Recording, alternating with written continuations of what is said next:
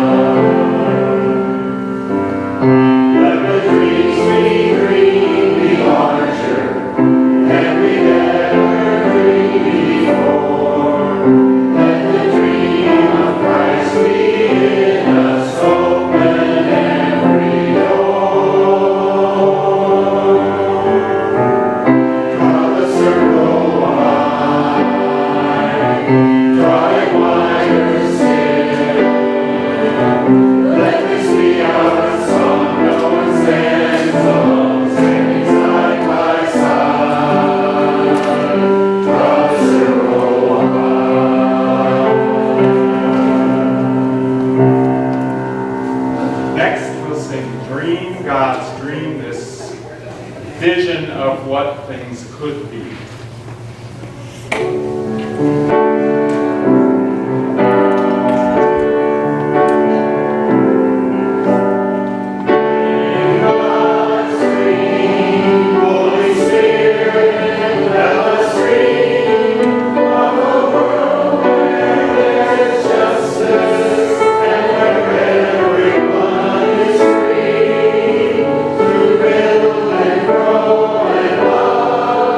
Yeah.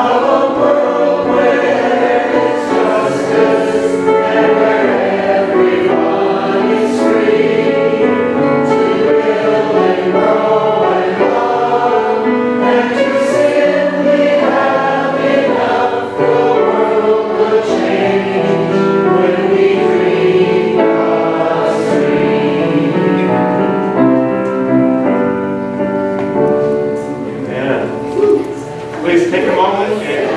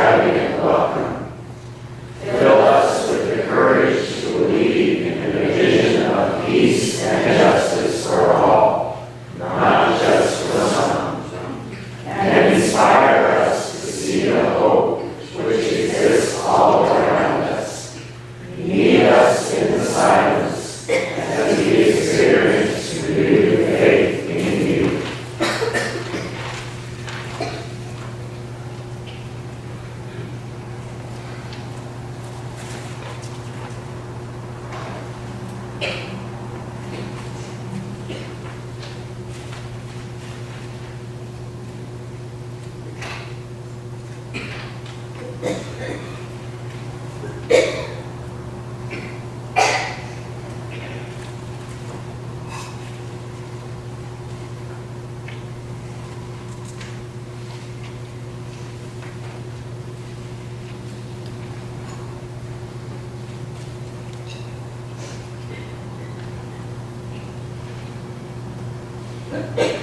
respond together. As we find hope, we are eager to nurture it for ourselves and for our world.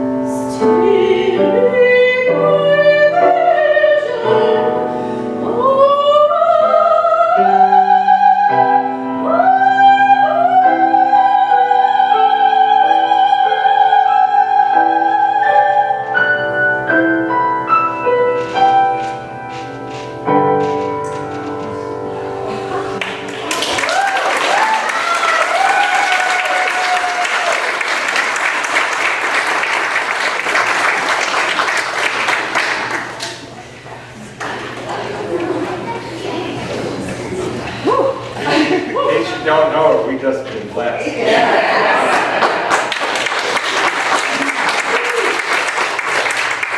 All right, I'd like to invite the young folks to come meet me up here as we sing our song.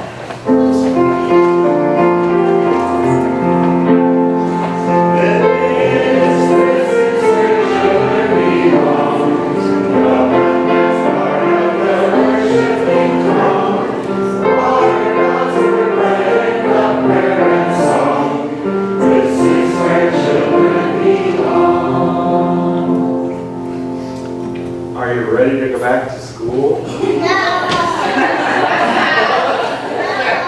I want to stay at home and lay around and watch TV. Oh,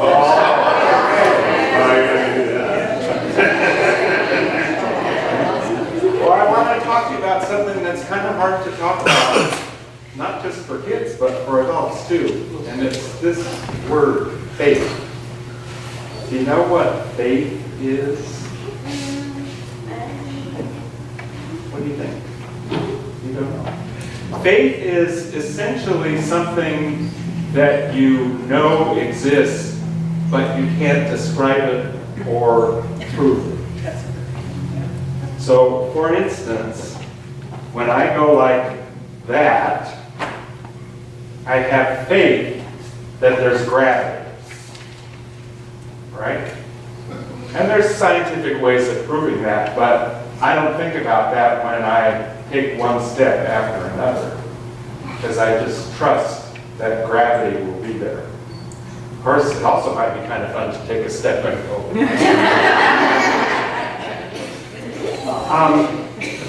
What other things might there be that you have faith in, that you trust, that you don't really know how that happens?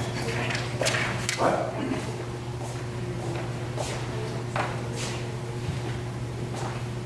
Sure.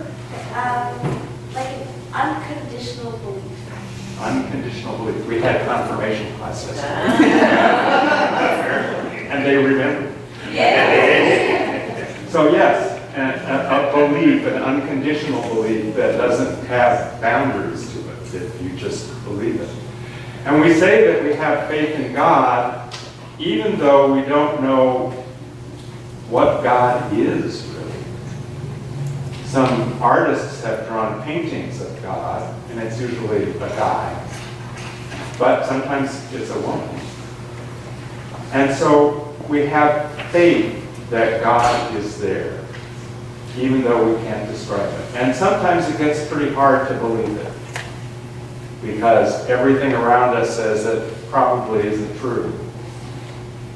But if you have faith, you can learn to trust that it is true. So keep in mind that faith is a word we talk about a lot in church, but we don't have a lot of answers about what it is exactly. Okay? Is that deep enough for you today? Yeah. Let's have a prayer. All right, then you go to class. God, thank you so much for helping us to have faith, for believing in something that we can't prove or see. Help us to remember that you're always there for us. In your many beautiful names. Amen. All right. I think someone's taking the class.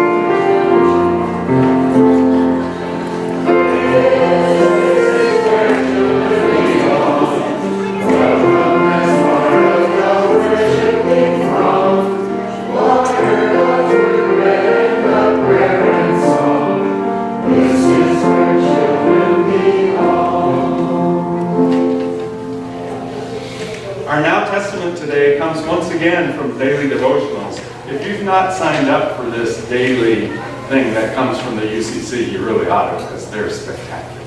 They're really great. This particular one is from a woman named Kaji Dusa, and it's called Burn.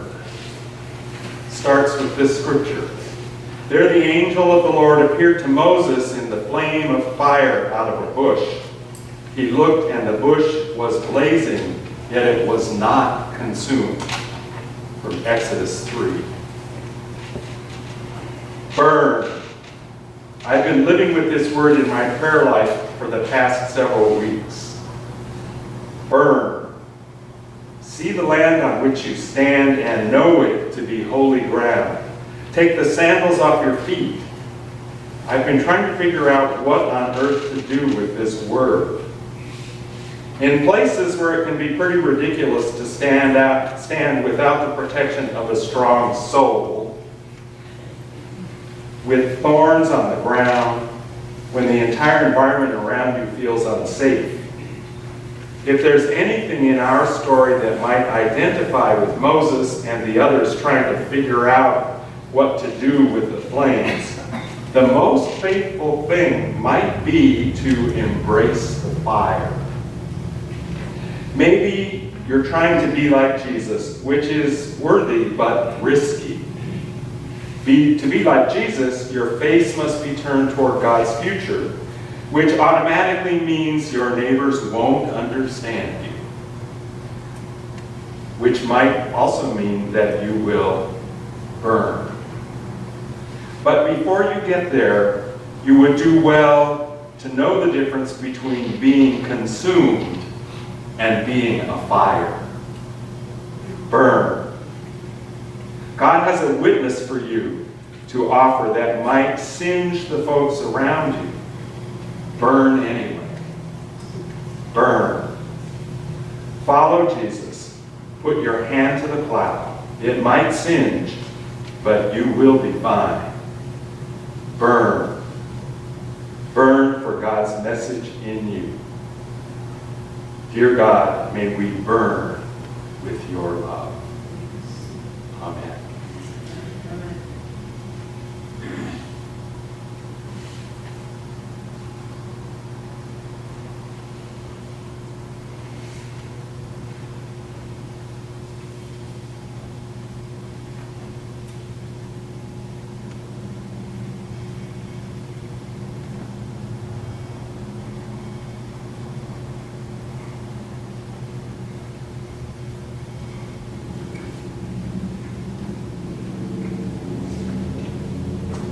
I invite you to remain seated as we sing our next song, Shadow and Substance.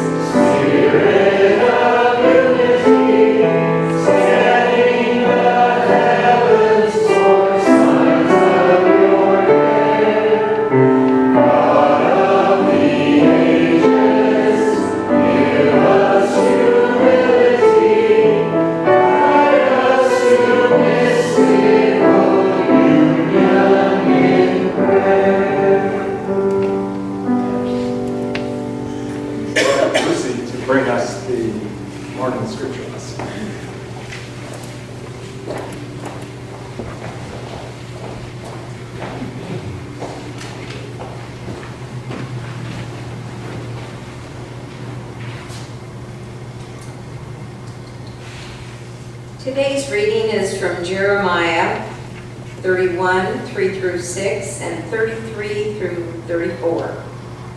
Jeremiah reminds us everyone of God's love for and connection with us. The Lord appeared to us in the past, saying, I have loved you with an everlasting love. I have drawn you with unfailing kindness. I will build you up again, and you, Virgin Israel, will be rebuilt. Again you will take up your timbrels and go out to dance with the joyful. Again you will plant vineyards on the hills of Samaria. The farmers will plant them and enjoy their fruit. There will be a day when watchmen cry out on the hills of Ephraim, Come, let us go up to Zion, to the Lord our God. This is the covenant I will make with the people of Israel after that time, declares the Lord. I will put my law in their minds and write it on their hearts. I will be their God, and they will be my people. No longer will they teach their neighbor or say to one another, Know the Lord, because they will all know me, from the least of them to the greatest, declares the Lord. For I will give their wickedness and will remember their sins no more.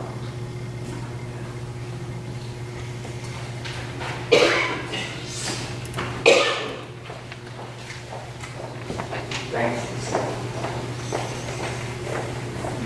Finding hope. I actually wanted to call it Finding and Nurturing Hope, but it wouldn't fit on the sign. But I think that's the gist of what I want to share with you this morning. Not just finding hope, but nurturing it, both for ourselves and for others. This is the last of our series on prophets, and I hope it's been helpful to you to look at some of the modern day prophets, like Kajidusa, Ern, like all of the prophets mentioned, the modern day prophets. We first looked at what is a prophet, and we determined that a prophet is not a fortune teller, but a present teller. A prophet helps us see what's going on now and what the possible outcome might be if we don't respond. Then we looked at reading the times. How do we know what's going on now, especially in our day and age? Then last Sunday we talked about called to action. The prophet in each one of us that calls us to speak, to be heard, to find ways to call others to action, to address the issues that face us in our present day. And today we're going to look at finding hope. Jeremiah is a very interesting prophet. He's often called the weeping prophet because for most of the first part of the book of Jeremiah, almost 30 chapters, till we get to what we heard this morning. You heard the good stuff this morning. Jeremiah lived at about the time when the temple was destroyed by the Babylonians and people taken into captivity in the early part of the 6th century BCE. And it was a terrible time for Jeremiah's people. So trying to explain to people what the signs of the times are in that really difficult time, he was known to weep a lot. The book of Lamentations is often attributed to Jeremiah, the book in the Bible, Lamentations. But it's interesting to me that after this whole weeping time, Jeremiah presents a new covenant, a new way to think about how God is present in our lives, a new way to have faith. And he says, I will put my law in their inward parts and write it in their hearts, and will be their God, and they shall be my people. I will write my law in your heart.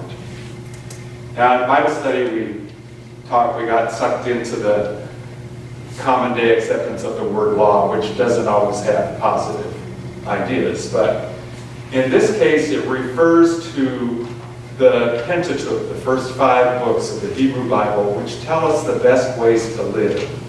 And if you look at the 10 Commandments, some call it the 10 best ways to live, there's some good advice. Don't kill. Honor your parents. Don't envy your neighbor or your neighbor's wife or your neighbor's ox. All those kinds of things that help us live in community in a better way. And Jeremiah is saying the new covenant God is making is that God is present and has written all those things in your heart, so you just know them. You know them. It's very interesting. Parts of this passage from Jeremiah that we didn't hear this morning, but remind several of us in Bible study of Psalm 139. I formed your inward parts. I knit you together in your mother's womb. This very intimate connection with God. And that's what Jeremiah is talking about. And that God knew from the beginning that that was going to be. I have loved you with an everlasting. There's a really gorgeous song, I have loved you with an everlasting love, that gets me every time. And so just saying those words reminds me of that tenderness, that caring. And it makes it a whole lot easier to have faith in a God like that. To trust a God like that, who speaks to us about that everlasting presence and that love that doesn't go away, and the forgiveness which you heard at the very end of the passage this morning. I will forgive you. And we say that every Sunday in various forms. I will forgive you as you have forgiven others. There's always a hook. There's always a hook.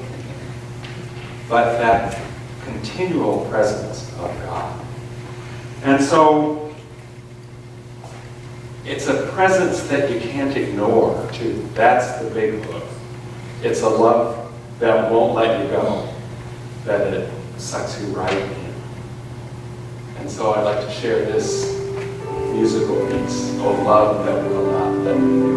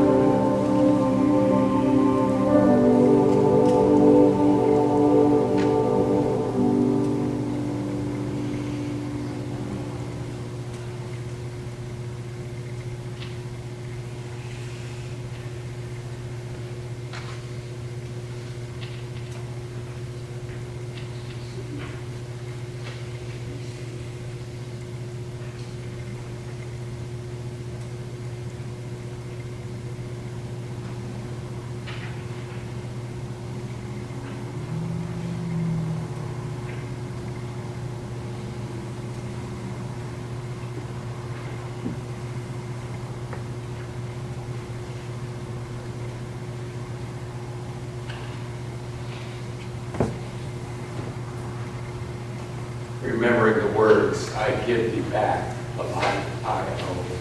And ask you to give from your own abundance as the ushers receive from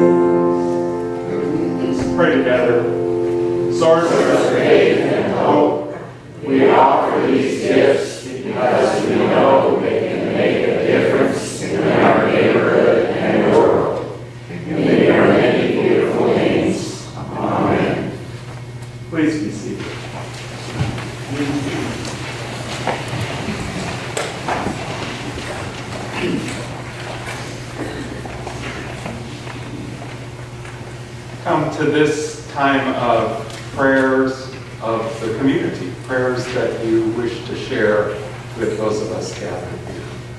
What is on your hearts today?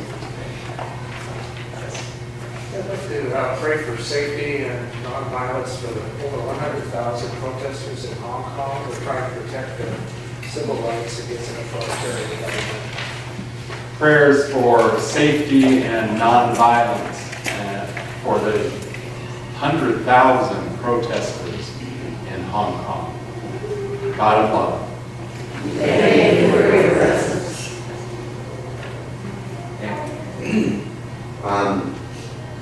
Yesterday, Samuel and Logan both had all their wisdom teeth.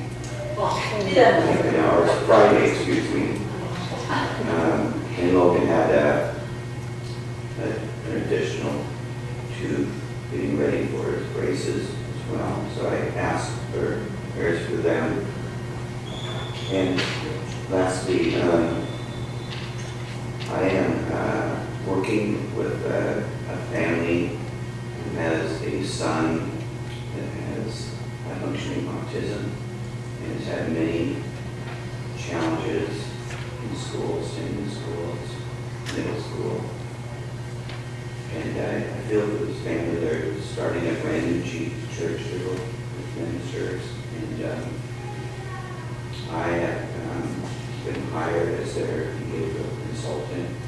And I pray that I'm able to do a good job with my MS for this family as well. So those are my prayers today. Dan asked prayers for his sons, Sam and Logan, both of whom had wisdom teeth pulled on Friday. All of their wisdom teeth pulled on Friday. Prayers for speedy as possible recovery for them. And also for a family that Dan is working with. They have a high-functioning autistic child, and they're planting a church, and Dan's working with them, and he prays for wisdom and strength for himself as well as for them. God of love. Thank you for your presence. I ask for prayers of healing for our Mother Earth as the Amazon rainforests are being slashed and burned. And the rainforest is the lungs of the planet. 80% of our oxygen comes from the rainforest. It's like the earth has lung cancer. I'm asking for healing for Mother Earth. Yes. Julia asked healing for Mother Earth, especially in light of the fires in the Amazon rainforest, which forest is vital to our existence. God of love. Thank you for your presence. Yes. Oh, I have a prayer of thanksgiving. My good friend John here, who is a friend who's come to visit, and a dear friend, and we're mothers of twins together. So, have a lot to remember. Mothers and friends. And what's your first name again? Joe. Joan. Diana asks, offers a prayer of thanksgiving for a visit of her friend Joan. They share the fact that they each are mothers of twins. So, God of love. Thank you for your presence. Well, I'll have to respond. Diana and I have been friends for 50 years when we shared a house when her twins were 3 and mine were 5. So Thanksgiving is heartfelt. Thanksgiving for a long friendship. Yes, we lost touch and we gained touch. So I want to add a prayer for all our children, not only ours, but everyone's, because it is a hard time in the world. And our children particularly now are looking at teenagers, and they're raising their own children and working and going through what we did. We know they'll be okay, but we ask for prayers for their strength. Prayers for children and young folks all over the world as they struggle with issues that face us all and are even more poignant for them. God of love. We thank you for your presence. I'd like to pray for the youth and the citizens that are planning the youth via climate action day, September 20th, that it will be planned with wisdom and well coordination and a positive experience for all. Prayers for youth and others helping to plan the Climate Action Day scheduled for September 20th. Prayers that it will be successful and safe, and that it will encourage all of us to take seriously creation care for our mother. God of love. Thank you for your presence. Let us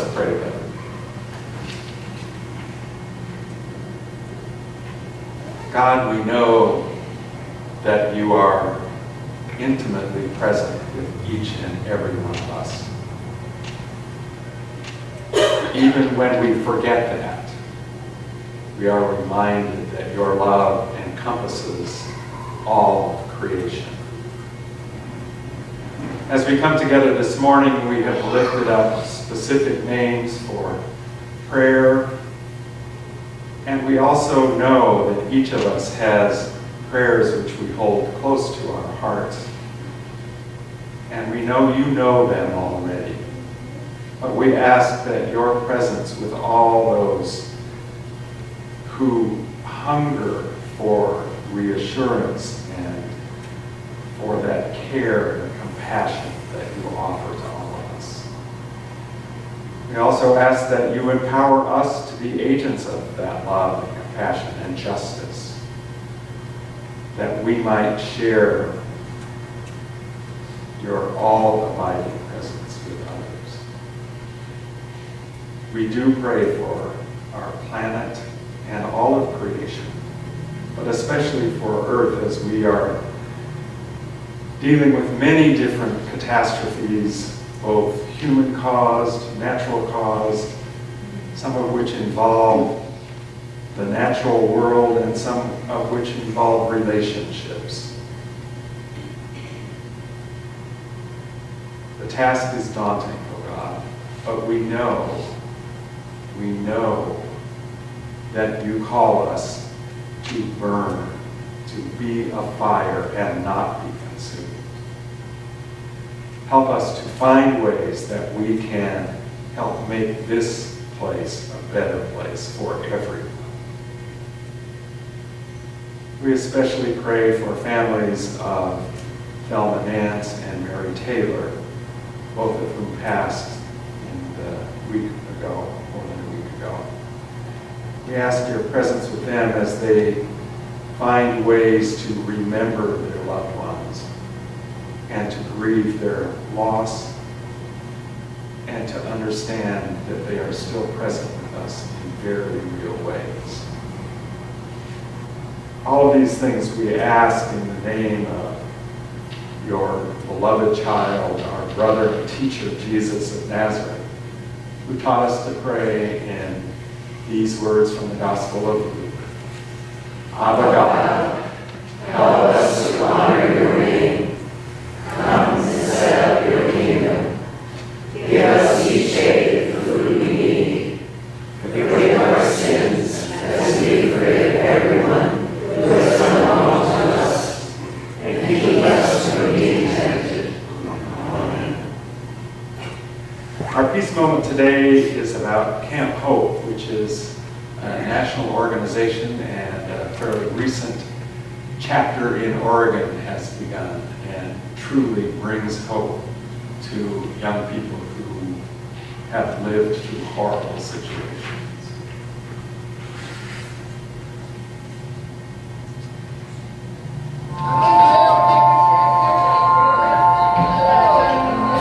Kids are able to just come and be kids.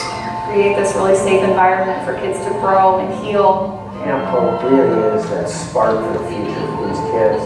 They walk away from camp feeling strong and able and excited about life.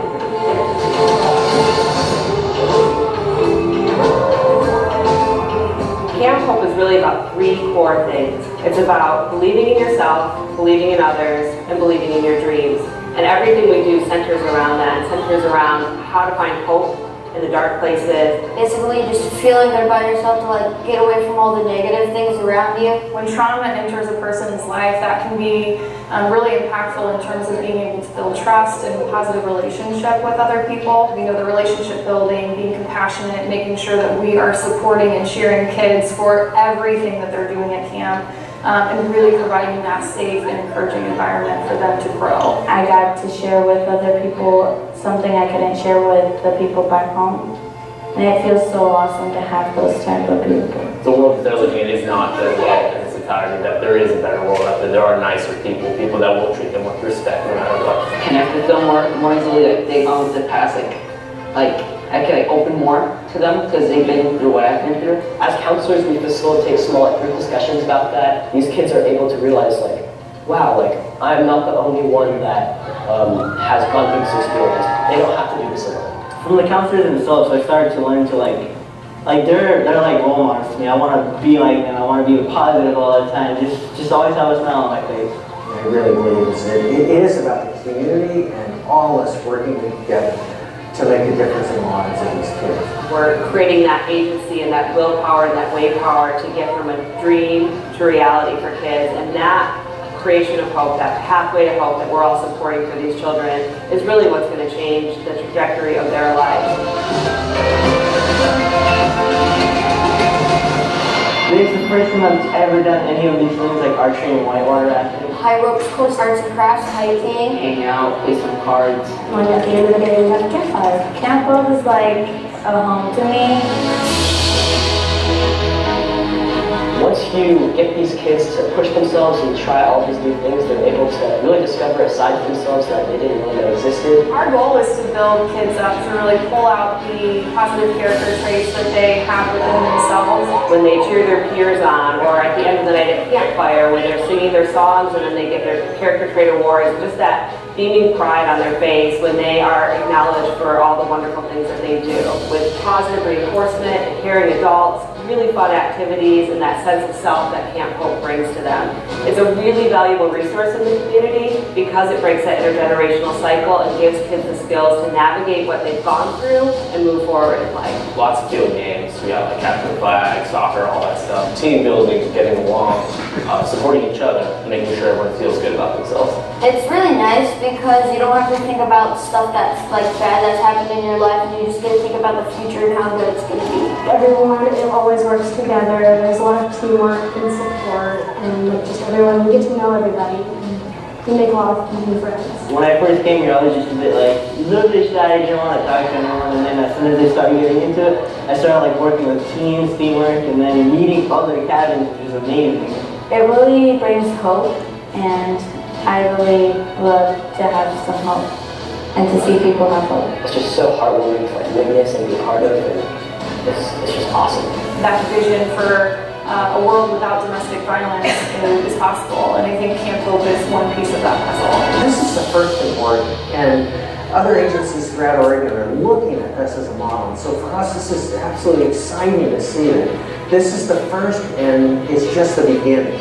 What we're really hoping is that we can expand large enough to serve every child that comes through A Safe Place Family Justice Center, and then partner with other family justice centers across the state of Oregon to bring more kids to the program.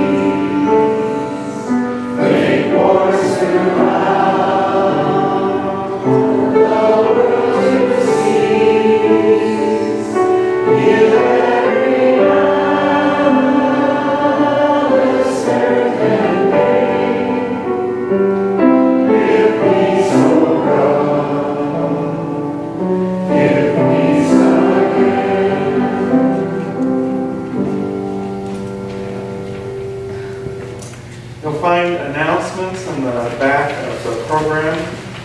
The Immigrant Welcoming Corps team will meet today at 11:15, 11:30, whenever we're ready, in the Mariners Room. Thelma's Memorial will be on September 14th at 11 o'clock in this room. And we have a date, it'll be published, I think it was in the weekly update in the prior as well, for Mary Taylor's Memorial, which is later than that. September is going to be a busy month. Feels like the summer has been a busy 3 months. But in any case, one thing that we need to get going is getting people to come to Oktoberfest. This is one of the fundraisers that we have to support our programs. So There's a stack of flyers in the entrance. Take 1, 2, 3, however many you need. Put them up in local stores. Ask permission first, please. Send them to your friends, your family. Notice that the adult entry price is $15 and the family price is $20. So bring your family. It's really important that we get a good turnout for this event. And it's also important because it helps the neighborhood understand that we're here and the kind of work we do. So October, and it's fun. It's fun. Besides all of that. So anything else need to be said about Oktoberfest? We're later. Yeah, wear your Legos. Oh, yes, we're but good. I think Okay. that's great. Thank you. Good. Other announcements need to be made? Yes? But the September 6th, Friday, for Church Women United Human Rights Day celebration, I also have some printed newsletters I'll be happy to hand out if anybody would like them in advance of the email I'll send later this week. Okay. All right, well, let's stand as you're able and sing our closing song. We've sung once before. It's not in our hymnal, but it's a great song, Bless Now, O God, the Journey. It speaks to this journey we're always on. Seems like we don't actually get where we think we're winding up. We're getting to where we belong to. Never mind. It's all about the journey. This is a wonderful text and a Swedish tune.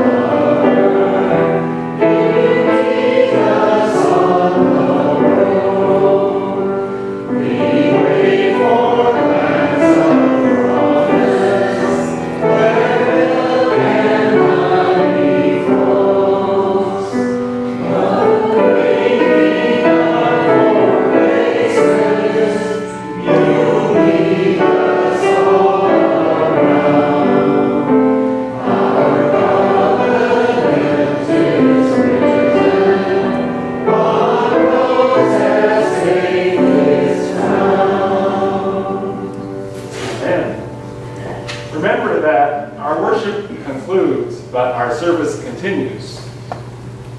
We didn't just go to church. We are the church.